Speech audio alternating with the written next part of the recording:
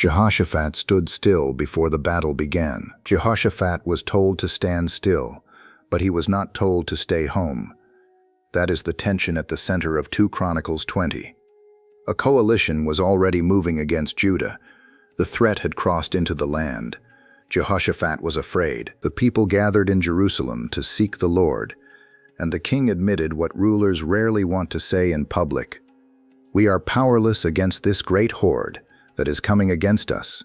We do not know what to do, but our eyes are on you. Then the Spirit of the Lord came upon Jehaziel in the assembly, and the answer sounded almost contradictory. The battle is not yours, but God's. Yet Judah was still told, tomorrow go down against them. They were given the route. They were told where the enemy would be found. They were commanded to go out, take their position, stand firm, and see the salvation of the Lord. If the battle belonged to God, why did they have to walk toward it? If they would not need to fight, why did they need to stand where the fighting was expected to happen? The chapter does not resolve that tension by telling Judah to retreat from responsibility. It leads them all the way to the battlefield. Only there does the command make full sense. God was not sending them forward so they could manufacture the victory He had promised. He was sending them forward so they could witness it. To understand why that matters, we have to begin where Jehoshaphat began. Not with courage, but with fear. Jehoshaphat's fear brought the whole nation before God. The report reached Jehoshaphat with urgency. A great multitude was coming against him. The invading forces were already near enough to make the danger immediate. 2 Chronicles does not present the king as emotionally untouched by the news. Then Jehoshaphat was afraid. That sentence is important because the chapter never asks us to admire a man who felt no fear. The movement begins with a frightened king deciding where fear will take him. Jehoshaphat set his face to seek the Lord and proclaimed a fast throughout Judah. People came from the cities of Judah to seek the Lord together. The threat was military, but the first scene the narrator gives us is not an army formation. It is an assembly standing before God. Jehoshaphat prayed in the house of the Lord. He began with God's identity rather than the enemy's size. O Lord, God of our fathers, are you not God in heaven? You rule over all the kingdoms of the nations. The invading nations possessed real power. Their approach was not imaginary. Jehoshaphat did not reduce them to symbols of anxiety or pretend their weapons could do no harm, but he placed their power inside a larger truth. Kingdoms exist beneath the rule of the God to whom Judah is praying. Then Jehoshaphat remembered the history of the land and the sanctuary. He recalled God's gift to the descendants of Abraham and the people's hope that, when disaster came, they could stand before the Lord, cry out, and be heard. His prayer was therefore not an attempt to create a promise for the moment. It appealed to the relationship and history God had already given His people. Then the king named the crisis specifically. The peoples now coming against Judah were connected to nations Israel had not been permitted to destroy when leaving Egypt. Judah had turned away from them. Now they had come to drive Judah from the possession God had given. The prayer reaches its deepest honesty here. We are powerless against this great horde that is coming against us. Jehoshaphat was a king. He had authority, troops, officials, and public responsibility. Yet the prayer does not preserve his dignity by pretending his resources were enough. Then he says, "We do not know what to do, but our eyes are on you." The sentence is often remembered because it sounds like the language of personal uncertainty. In the chapter, however, it is more concrete than that. A king is facing a military threat that exceeds his capacity, and the whole nation is waiting to hear what will happen next. Jehoshaphat does not say that doing nothing is the answer. He says they do not know the answer yet. That distinction prepares the rest of the story. Judah's dependence begins before any instruction has been given. They are not standing before God in order to baptize a plan they have already chosen. They are standing because the next faithful movement must come from a word they have not yet received. Then the narrator pauses over the assembly itself. All Judah stood before the Lord, with their little ones, their wives, and their children. The danger belongs to the whole community. So does the waiting. No one in that scene knows yet that the answer will require them to leave Jerusalem the next morning and walk toward the army they fear. God told them to go toward the battle they would not have to fight. In the middle of the assembly, the Spirit of the Lord came upon Jehaziel, a Levite from the sons of Asaph. His first words addressed the fear that had brought Judah together. "Do not be afraid, and do not be dismayed at this great horde, for the battle is not yours but God's." That statement could sound like the end of the instruction. If the battle is God's, perhaps Judah can remain where it is. Perhaps the best expression of trust would be to stay behind the walls and wait for news. But Jehaziel continues, "Tomorrow go down against them." He describes where the enemy will come up, where Judah will find them, and where the people are to stand. Then he says, "You will not need to fight in this battle. Stand firm, hold your position, and see the salvation of the Lord on your behalf." The sequence matters. Go down. Take your position. Stand. See. The command to stand cannot be separated from the command to go. Judah is not being told to stay away from the place where fear is strongest. They are being told to enter the geography of the threat without taking over the role God has claimed for himself. This is more demanding than turning "the battle is God's" into permission for passivity. 2 Chronicles 20 does not allow that simplification. Judah receives a specific word in a specific covenant crisis. They are not given a universal rule for every war, conflict, or danger. In other biblical battles, Israel is commanded to fight. In other situations, God's people must build, flee, defend, endure, negotiate, or act in ways this chapter does not require. The distinct truth here lies in the assignment God gives this people on this day. They must go to the place where the battle is expected. They must not create the victory when they arrive. They must stand where they can see what God will do. That final verb deserves more attention than it often receives. See the salvation of the Lord. Jehaziel does not merely tell Judah that salvation exists as an idea. He tells them they will be positioned to witness it. The road toward the enemy is therefore not unnecessary movement. It is part of how the promise will become visible to them. They cannot see the battlefield from behind every wall in Jerusalem. They cannot see the outcome while refusing the road that leads to the appointed place. The command brings them close enough to the crisis for the difference between God's action and their action to become unmistakable.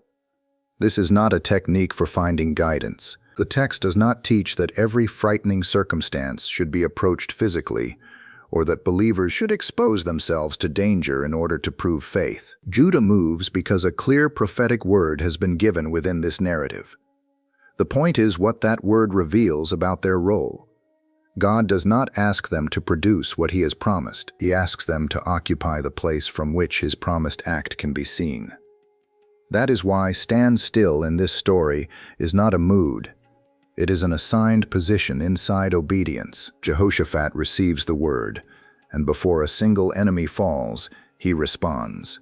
He bows his face to the ground. Worship came before the evidence, but it did not cause the victory. Jehoshaphat bowed with his face to the ground, and all Judah and the inhabitants of Jerusalem fell before the Lord, worshiping Him. Then Levites stood and praised the Lord with a very loud voice. Nothing on the battlefield had changed yet. The enemy was still present. Judah had not reached the appointed place. No report had arrived saying the coalition had collapsed. The people worshipped because they had received the word of the Lord before they had received visible confirmation of its outcome. The next morning, Jehoshaphat led the people out toward the wilderness of Tekoa. As they went, he told them to believe in the Lord their God and to believe His prophets. Then, after consulting with the people, he appointed singers to go before the army praising the Lord and giving thanks for His steadfast love. The scene is memorable because the singers are not placed safely behind the soldiers after the threat is gone. Praise moves toward the danger, but this detail must be handled carefully. The text does not give us a spiritual mechanism in which human praise forces divine intervention. It would be a serious distortion to turn the chapter into a formula. Sing first, and God must defeat whatever opposes you. The Lord had already spoken before the singers were appointed. The promise precedes the praise. Praise is therefore response, not leverage. Judah is not singing in order to make God become faithful. They are singing because God has spoken, and their worship places the coming day beneath the character of the one whose steadfast love they confess. That difference matters because faith can quietly become transactional even when its language sounds spiritual. We can pray, worship, give, serve, or speak scripture while treating those acts as instruments for controlling what God must do next. 2 Chronicles 20 moves in the opposite direction. The people have no control over the promised victory. Their worship does not transfer the battle into their hands. It acknowledges whose hands the battle is already in. Then the narrative says that when they began to sing and praise, the Lord set an ambush against the invading forces. The coalition turned upon itself. The Ammonites and Moabites rose against the inhabitants of Mount Seir, and after destroying them, they turned against one another. The narrator is explicit about the decisive actor. The Lord acted. Judah did not execute a hidden military maneuver while singing. The singers were not disguising an attack. The chapter gives the destruction of the enemy as something God brought about apart from Judah's combat.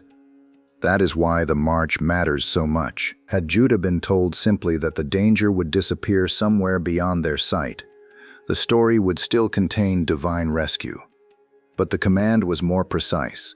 Go, stand, and see. The people are being led toward a moment in which the difference between salvation received and victory manufactured will become visible. Their singing belongs on the road to that moment. Their worship does not explain how the enemy will fall. It keeps the people facing the one who has already told them what kind of role they will have when they arrive. They will not be the authors of the battlefield's final condition. They will be witnesses to it. At the watchtower, sea became the fulfillment of the promise. Judah continued toward the wilderness. Then they came to the watchtower. This is where the promise given in the assembly reaches its visual fulfillment. Jehaziel had said, "Stand firm, hold your position, and see the salvation of the Lord." Now Judah looks toward the multitude, and what they see is not an enemy charging toward them. They see bodies lying on the ground. No one has escaped. The battle they expected to enter has already been decided before their weapons can decide it. The watchtower, therefore, becomes more than a geographical detail. We do not need to turn it into an allegorical symbol to recognize its narrative function. This is the place where Judah can finally see what the earlier word meant. They had been told to go before they saw. Now they see because they went. They were not sent forward so that their courage could be proven through combat. They were not sent so that God could help them fight more effectively. They were sent into the field as a people whose presence would confirm, with their own eyes, that the promised deliverance had not been produced by them. This gives the chapter a biblical truth more specific than God is in control. The text shows a people being deliberately positioned as witnesses of divine salvation. Their obedience is real, but it is not causal in the same way God's action is causal. Jehoshaphat prayed. Judah fasted. They assembled. They listened. They marched. They worshipped. They arrived. Every one of those actions belongs to their faithfulness.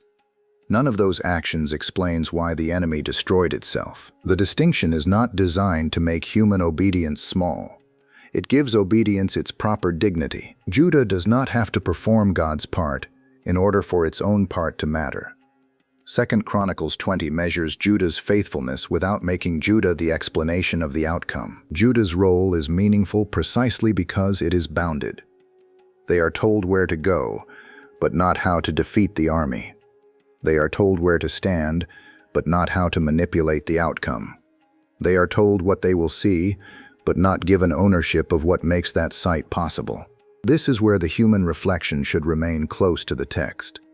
The chapter is not promising that every unresolved conflict will end before we arrive, that every enemy will collapse without resistance, or that every obedient step will lead to visible success. Christians cannot take a unique deliverance in Judah's history and convert it into a private guarantee. What the passage does reveal is a distinction about salvation itself. God can summon His people into real obedience without making them the source of the saving act. They can be fully present and still dependent. They can walk the road and still receive the outcome as gift. They can stand in the place where fear once pointed and discover that the decisive work was never theirs to manufacture. At the watchtower, this truth is no longer only a promise spoken by Jehaziel. It is a field lying before them. The people were told to see. Now they see. The valley of Berakah taught Judah how to remember what they saw. The story does not end when Judah discovers that the enemy is gone. The people go down to the battlefield and find an abundance of goods, clothing, and valuable things. There is so much that it takes 3 days to gather the spoil. The detail slows the narrative after the sudden collapse of the coalition. For 3 days, Judah walks through the material aftermath of a battle it did not fight. That alone reinforces the central distinction. They are surrounded by evidence of an outcome they did not produce. Then, on the 4th day, they assemble in the valley of Berakah. There they bless the Lord. The place receives its name from that blessing. This naming should not be flattened into a slogan that every valley will become a blessing. The chapter does not give believers permission to rename every painful season before its meaning is known, nor does it promise that suffering will always end in visible abundance. Berakah matters because Judah is responding to a particular act of deliverance that has actually occurred. The people do not merely move on from the battlefield. They interpret what happened by blessing the Lord who delivered them. That act of remembrance is important because extraordinary outcomes can easily be absorbed into human memory in distorted ways. A nation might later tell the story as though its courage defeated the coalition. A king might build his reputation around the day 3 armies fell. Soldiers might remember themselves as the force that intimidated the enemy. The chapter gives no room for those versions. The sequence has already protected the meaning of the event. Judah prayed because it was powerless. The word announced that the battle belonged to God. The people were told not to fight. They marched under that word. The Lord acted before they arrived at the watchtower. They saw the result. Then they blessed him in the valley. Berakah is therefore not simply the happy location after a frightening location. It is the place where the community gives the deliverance its proper name. Blessing follows seeing. They do not bless an imagined outcome in order to force it into existence. They bless the Lord for an outcome now lying before them as evidence. That protects the passage from another kind of spiritual exaggeration. Biblical faith does not require us to call a threat a blessing while it is still threatening us.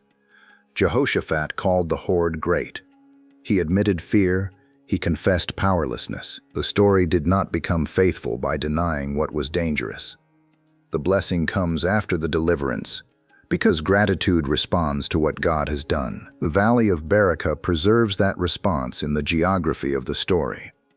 The people who had once stood in Jerusalem saying, "We do not know what to do," now stand in the valley naming the Lord as the one worthy of blessing. Their knowledge has changed, but not because they learned how to control the battle. They learned what it meant to see salvation that did not originate with them. Judah returned with a story about God, not a strategy for repeating the battle. After blessing the Lord, Jehoshaphat and the people returned to Jerusalem with joy. They came to the house of the Lord with harps, lyres, and trumpets. The narrative closes the movement that began when Judah first assembled there in fear. They had entered the temple court under threat.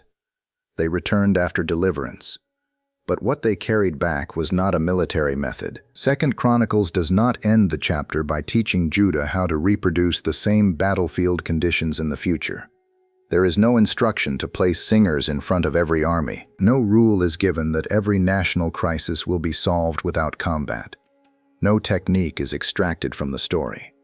What remains is testimony about what the Lord did in this event. The fear of God falls on the surrounding kingdoms when they hear that the Lord fought against the enemies of Israel. Jehoshaphat's realm receives rest, and the chapter again attributes that rest to God. The wider nations hear the same truth Judah saw from the watchtower. The decisive explanation of the day is not Judah's military strength. The Lord fought. That final movement matters for the identity of the story. A strategy can be copied. a testimony must be remembered. If the point of 2 Chronicles 20 were simply that believers should remain calm under pressure, the battlefield details would be far more elaborate than necessary. If the point were merely that worship changes circumstances, the promise given before the singing would be difficult to explain. If the point were only that God is sovereign, the command to go out and stand before the enemy would remain strangely specific. The chapter gathers those details around something more precise. God gave Judah a word that placed limits around their role before they entered the field. They were to go. They were to stand. They were to see. When they obeyed, the battlefield became the place where those verbs were fulfilled in order. This is why Jehoshaphat's stillness cannot be reduced to doing nothing. The people moved until they reached the position God assigned. Then the outcome they could not create became visible. For Christians reading this passage, the mature response is not to search for a private Jehaziel every time life feels threatening, or to claim that every struggle is God's battle in exactly the same sense. This event belongs to Judah's history and to the chronicler's testimony about the Lord's faithfulness to his people. What the chapter does reveal is a durable distinction. Obedience matters without becoming the source of salvation. Judah's road to the battlefield makes that distinction visible. They were not spectators because nothing was required of them. They became witnesses because they went where God told them to go and saw what only God could do. They went out so they could see. The morning after Jehaziel spoke, Judah left Jerusalem and walked toward the place where the enemy was expected. That movement is what keeps the command to stand still from becoming a slogan about passivity. God had said the battle was his. He also said, "Tomorrow go out against them." Judah had to hold both words together, so they went. They worshipped before the evidence arrived. They followed the route they had been given. They reached the watchtower and looked toward the multitude. Then the promise spoken in the assembly became visible in the field. "See the salvation of the Lord." They saw it, not because their march created it, not because their singing forced it, not because their courage finally became greater than the army they feared. They saw because the Lord had acted, and he had brought them to the place where his action could no longer be confused with their own. That is the distinctive stillness of 2 Chronicles 20. It is not retreat from obedience. It is a people reaching the position God assigned and refusing to turn that position into ownership of the saving work. The battle belonged to the Lord. The road belonged to Judah's obedience. And at the watchtower, the difference stood in plain sight.